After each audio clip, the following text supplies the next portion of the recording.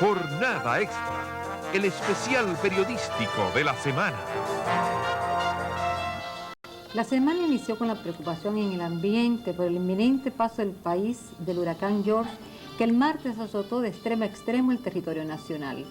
Ante los boletines de alerta de huracán emitidos por la Oficina Nacional de Meteorología el domingo, cientos de personas abarrotaron supermercados, ferreterías y otros establecimientos comerciales. Los informes de la Oficina Nacional de Meteorología dieron en principio la alerta para las zonas costeras y poblaciones incluidas desde la provincia de la Altagracia en el este hasta Barahona en la costa sur y Cabrera en la costa norte. Y el domingo, cuando el huracán era una amenaza para Puerto Rico, el director de la Defensa Civil, Elpidio Báez, ofreció una rueda de prensa e informó de los preparativos para recibir el fenómeno y alertó a los habitantes de los contraembalses de las presas, las orillas de ríos, arroyos y cañadas y áreas proclives a derrumbes. Sin embargo, la Defensa Civil se negó en esa oportunidad a entregar las listas con los lugares señalados como refugios, alegando que se darían a la publicidad cuando se hiciera una realidad del paso del huracán, para evitar que personas oportunistas aprovecharan la situación. Ya desde el domingo, la Cruz Roja inició la publicación de informaciones relativas a las medidas preventivas que debía contemplar la ciudadanía. Asimismo, las secretarias de Educación, Salud Pública y Obras Públicas informaron el domingo de las medidas preventivas adoptadas. El lunes se reunió el Consejo Nacional de Emergencia y se informó de los planes preventivos, reiterando el llamado a los habitantes de las zonas más frágiles. Se dispuso el cierre de los aeropuertos y se anunció la suspensión de las labores en las instituciones estatales y en los centros escolares. Sin embargo, entre el lunes y martes, las declaraciones de los directores de la Defensa Civil y de Meteorología privilegiaban la posible ruta del huracán por la costa noroeste, aunque en los boletines se mantuvo la alerta hasta Barahona y se extendió desde Cabrera hasta Montecristi. El director de la Oficina de Meteorología, Félix Cabrera, declaró el lunes en la mañana que el huracán dejaría sentir sus efectos en la parte noroeste y descartó la posibilidad de que su ojo pasara por territorio dominicano. Mientras el Centro de Huracanes de Miami sostenía que el paso de George por territorio dominicano sería inminente. Y en horas de la noche del lunes, la Oficina Nacional de Meteorología impuso con mayor rigor el aviso de huracán, ya que dada la magnitud del fenómeno podría afectar todo el territorio nacional. A pesar del aviso de huracán y del conocimiento de su peligrosidad, la timidez y las informaciones confusas ofrecidas por los titulares de la Defensa Civil y de Meteorología en procura de no provocar alarma en la población, repercutieron en que ésta asumiera una actitud de cierta despreocupación. Desde la madrugada del martes se empezaron a sentir en el extremo oeste del país los fuertes vientos y lluvias que anticipaban la avenida del huracán George. Ya a primeras horas de la mañana el fenómeno asolaba vientos de hasta 195 kilómetros por hora las provincias de la región este, y a prima tarde el ojo del huracán pasaba por la parte norte de Santo Domingo, ya con vientos de hasta 200 kilómetros por hora, para abandonar el país por el noreste en horas de la madrugada cuando se internaba en Haití.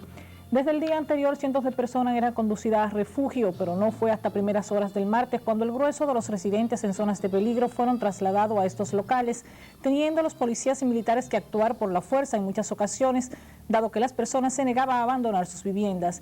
Casi 300.000 damnificados y refugiados, de centenares de muertos reportados por los organismos oficiales, cientos de heridos, miles de viviendas destruidas y semidestruidas, poblaciones inundadas e incomunicadas, daños considerables en las redes de energía eléctrica, agua potable y servicio telefónico, y la foresta arrasada era el panorama desolador que se contemplaba tras la furia de George.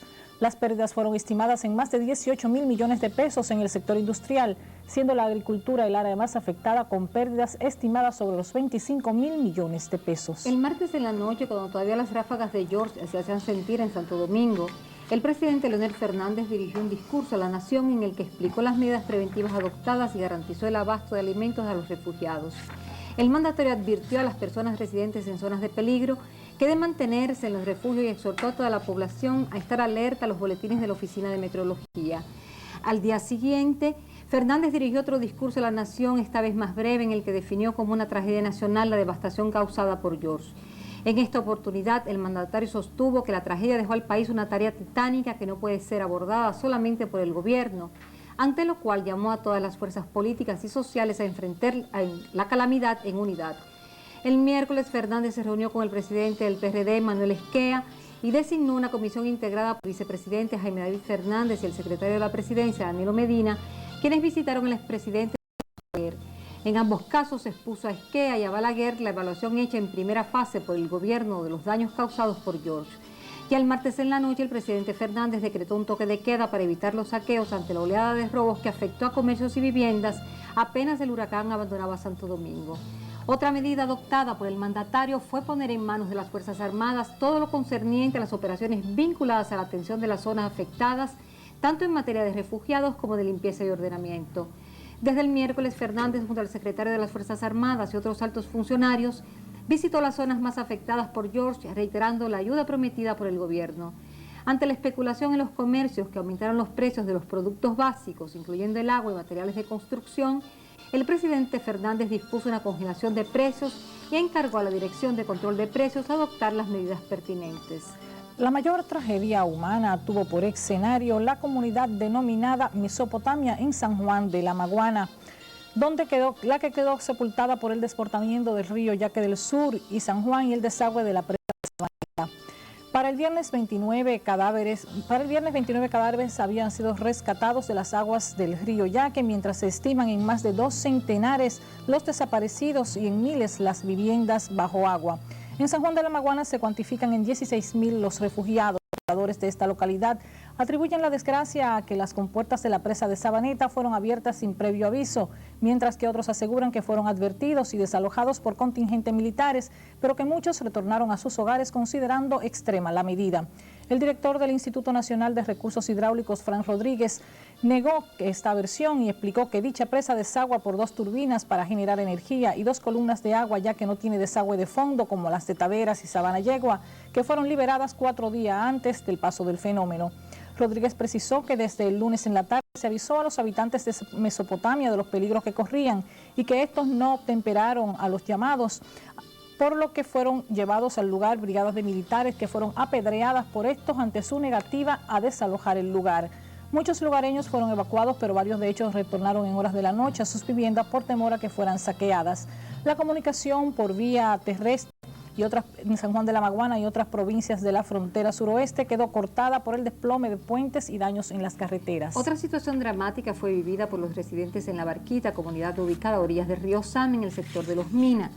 Las crecidas aguas de Los Sama alcanzaron hasta el techo de varias viviendas y otras quedaron inundadas hasta la mitad, dejando a cientos de damnificados. En los cerros de Los Sama, un barrio ubicado aguas arriba, colindante con La Barquita, se reportaron 2 muertes y 12 desaparecidos por el desborde del río. También en La Ciénaga, otro de los barrios localizados a orillas de Los Sama, decenas de casuchas fueron completamente arropadas por las aguas. La tragedia marcó dolorosamente a los habitantes de Mano Matuey, en San Cristóbal, donde se reportaron 9 muertos y unos 20 desaparecidos tras el derrumbe de una escuela que servía como refugio. La crecida del arroyo Mano Matuey arrastrando arena sepultó la escuela y destruyó el puente cercano. Versiones dan cuenta de que la tragedia ocurrió en momentos en que las autoridades locales se aprestaban a trasladar a los refugiados a otros albergues debido a su inseguridad. Decenas de poblaciones en el noroeste y el este del país quedaron completamente incomunicadas por las crecidas de ríos y arroyos. En el caso particular de las comunidades ubicadas en las áreas de influencia de la presa de Atillo, se vivieron momentos de tensión por el temor al desbordamiento de la presa. En esa zona, unas 20 localidades quedaron incomunicadas y solo era posible llegar por agua o por aire. Ya para el viernes, las aguas empezaron a descender y a despejarse los temores por el peligro de quedar inundados completamente. Otras localidades incomunicadas se reportaron en Tamayo, donde sus residentes tuvieron que recurrir a subir a los techos de sus frágiles viviendas para no perecer ahogados. Por varios días estas personas no tuvieron acceso tan siquiera al agua de beber, por lo que creció el temor de que murieran de deshidratación e inanición. La situación obstaculizó hacer llegar algún tipo de ayuda, ya que era imposible el aterrizaje de helicópteros y las aguas dejaron una base espesa de lodo que impedía el traslado de alimentos en balsas. Otras poblaciones incomunicadas se reportaron en Monteplata, Sabana Grande de Boyá, Los Haitises y zonas rurales de Higüey, El Ceibo y Miches. Desde distintos puntos del país, las quejas más frecuentes de los afectados por el paso del huracán recluidos en refugios era la lentitud y en algunos casos la falta de ayuda gubernamental en cuanto a la distribución de alimentos. En algunos lugares se quejaron de que la comida no variaba y que se les envió en varias ocasiones arroz con sardinas o con arenque que los refugiados se negaban a comer. A través del Plan Social de la Presidencia se anunció el reparto de unas 150.000 fundas con productos alimenticios crudos diarios mientras que los comedores económicos distribuían unas 200.000 de alimentos cocidos, según los datos ofrecidos por esas dos entidades. También en algunos lugares se quejaron de la falta de medicamentos y de atención médica. En tanto, la Secretaría de Salud Pública consideró alarmante que los médicos en su mayoría no se presentaron en algunos centros de salud durante los primeros días luego del huracán. En algunos hospitales solo se presentó el 15% del personal médico, mientras que en otros, como la maternidad del Instituto de Seguro Social, solo acudió un especialista el día posterior del paso del fenómeno. Mientras para el viernes la ciudad de Santo Domingo retornaba lentamente a las actividades, notándose la apertura de supermercados, estaciones de gasolinas, ferreterías, bancos y otros establecimientos. El tránsito se hizo más abundante ese día y en algunas esquinas se produjeron entaponamientos. Ya desde el jueves varios circuitos habían sido restablecidos por la Corporación Dominicana de Electricidad y en varios sectores de Santo Domingo se reportó que el agua estaba fluyendo a los hogares. Para el viernes ya estaban en operación 70 circuitos de los 204 que hay en todo el país.